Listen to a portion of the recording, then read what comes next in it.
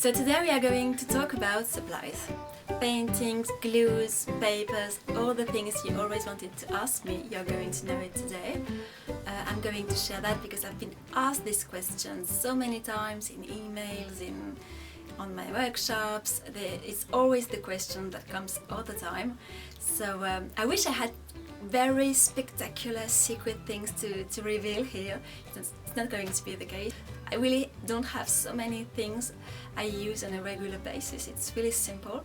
Things you can find in pretty much any craft shop, DIY store, supermarket. One paper is slightly more difficult to find, but mainly you will be able to find that everywhere.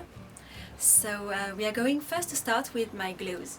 So I used to work in the regular papier-mâché technique. You work with wallpaper glue, which comes in this flakes version. I used to work with it a lot in the past, especially for very big pieces.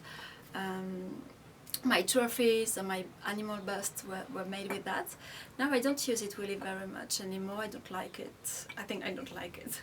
I prefer working with wood glue, which you can find in any supermarket. So this one is more expensive. It's about €8 the bottle, so it's more heavy too.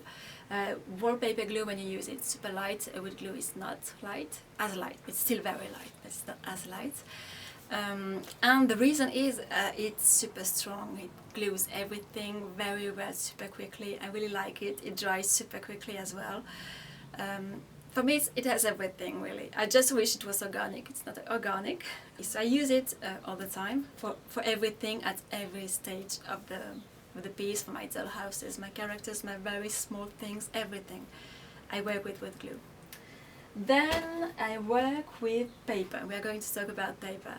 So I use a lot of newspaper. I recycle any of my notepads, sketchbooks, everything. I recycle everything. And I also work with Kraft paper, which comes in this roll. It's plain white. You don't have any stripes in the version I use. And you can find that in craft shop mainly. I think it's quite easy to find, but not everywhere. I think not in every shop you will be able to find it. It's about €5 the roll. It's really cheap, this one. And you can do a lot of things with it. I really like it. It's strong. The colors can be used. The colors come in a very pretty way on this paper, and it's yes, it's really versatile. You can use it in tons of different ways. I really like it. Then the other paper I use, which is really more expensive, this one, so I use it very carefully, is Mulberry paper. So I use only white paper. As you perhaps noticed, I paint and transform and work with all my papers are entirely done by myself. I don't buy any painted, drawn paper. It's not the case. I really do everything on it. So it's only always white when I buy it. It's always this plain white. So it comes in sheets about this size. So this one is already quite big. And it's about, I think here is about almost €2.30 one sheet. So it's quite expensive. It's really pretty. It's really, I really like it. I work a lot with it too for tons of different things. I think at the beginning it was probably sold for lampshades or things like that, or decor things. It's not at all supposed to be worked the way I work with it.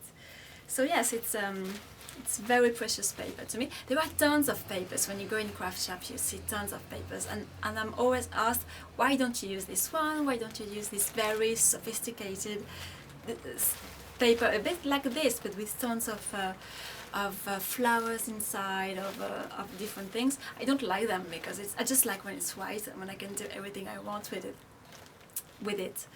So that's it with the papers. Then we are going to talk about my paintings, what the sort of paintings I use. So I used to work with very few paintings, very few colors. Acrylic, it's only acrylic. I don't use anything else. Very simple, basic ones for the most part. I like now to have a lot of different colors. I buy smaller tubes.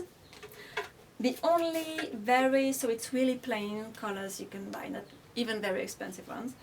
And the only one I really like to buy in very specific color is all my gold, my silvers, and all these metallic colors. I like this brand LUKAS Colors.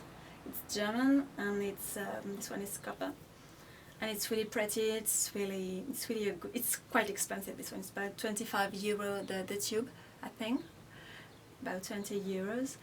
But it's very pretty, and the gold stay it's very pigmented, so it's really a nice shades, nice colors.